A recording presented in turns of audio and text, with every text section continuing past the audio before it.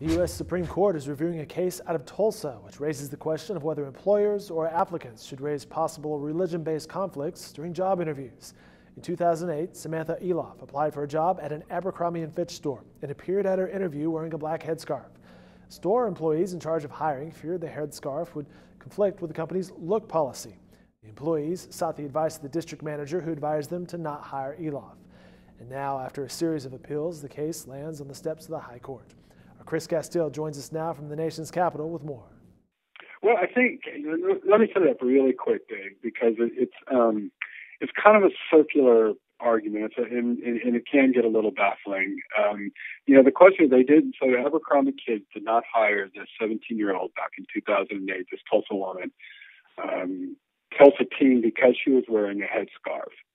And so the question has become, as this case has wound its way through the courts, and the Civil Rights Act protects you from being discriminated against based on your religion, but whose responsibility is it to ask about a religious practice and whether that violates a company's policy? And down at the district court level in Tulsa, the judge basically agreed with the U.S. government that, hey, they didn't hire her because she was wearing a headscarf. She's a Muslim. She's wearing a headscarf. That is religious discrimination.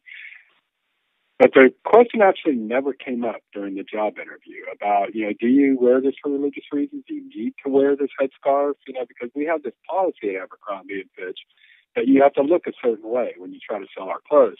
So at the federal appeals court level, the court said, look, it's always been on the employee or applicant in this case to bring it up. The applicant or the employee says, hey, I'm Muslim, on this religion, and because of that, I have to have an accommodation from some policy you had. So that was the split, and that's where the court picked it up today. And I thought what was really interesting, it appeared to me anyway that at least 5 justices were going to side with the Tulsa now woman, she's now 24, in this. But when I was working on this case last week, when I was working on my story, I kept wondering, why has this never why have we never had a case like this before, reached all the way to the Supreme Court about whose responsibility it is to ask this question? You've had like 40 years or more of litigation on religious discrimination in the workplace. Why has this question now somebody nailed it. I think it was Justice Sotomayor about this case is rare. This situation is unusual because you never find out why you weren't hired. And in this case, the girl did. She had a friend who worked at the same store in Tulsa who told her, they didn't hire you because of your headscarf.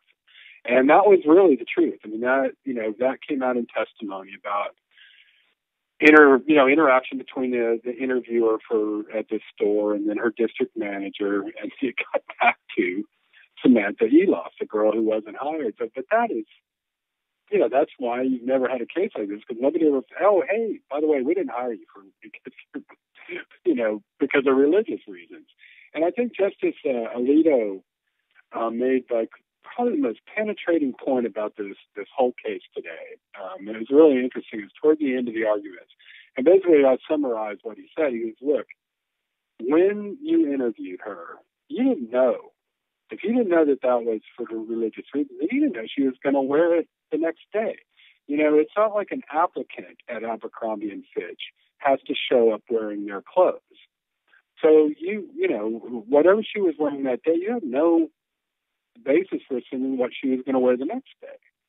So you obviously assumed that she was wearing the headscarf for religious reasons because she didn't bring it up.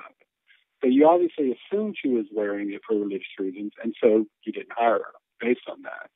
So I thought that kind of cut to the whole deal about it today. And we'll see. I think we'll find out, sometime, June or later, probably, which way they go with this. But I did get the sense that they were going to side with her.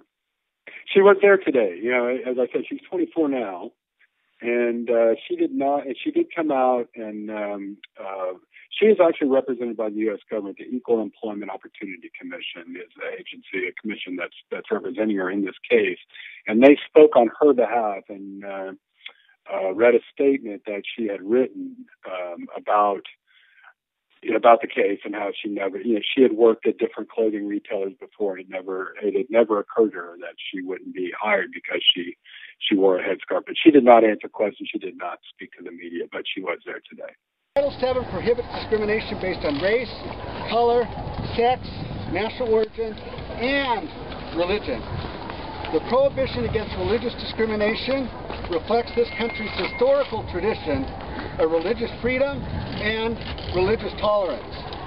Since that time, the Commission has led the effort to enforce the laws that prohibit religious discrimination for persons of all faiths.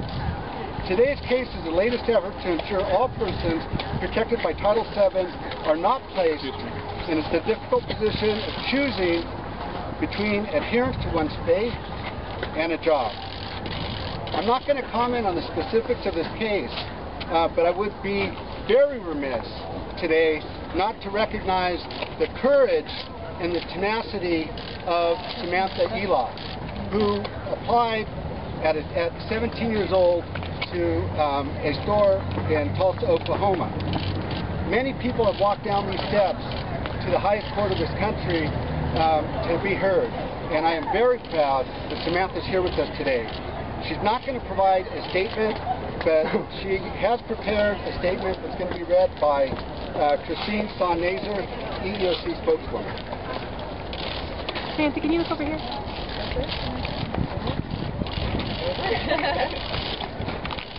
Hi, good morning. This is a statement on behalf of Samantha Eloff that I will read. I was born and raised in Tulsa, Oklahoma. When I applied for a position with Abercrombie Kids, I was a teenager who loved fashion. I had worked in 2 other retail stores and was excited to work for the Abercrombie store. No one had ever told me that I could not wear a headscarf and sell clothing.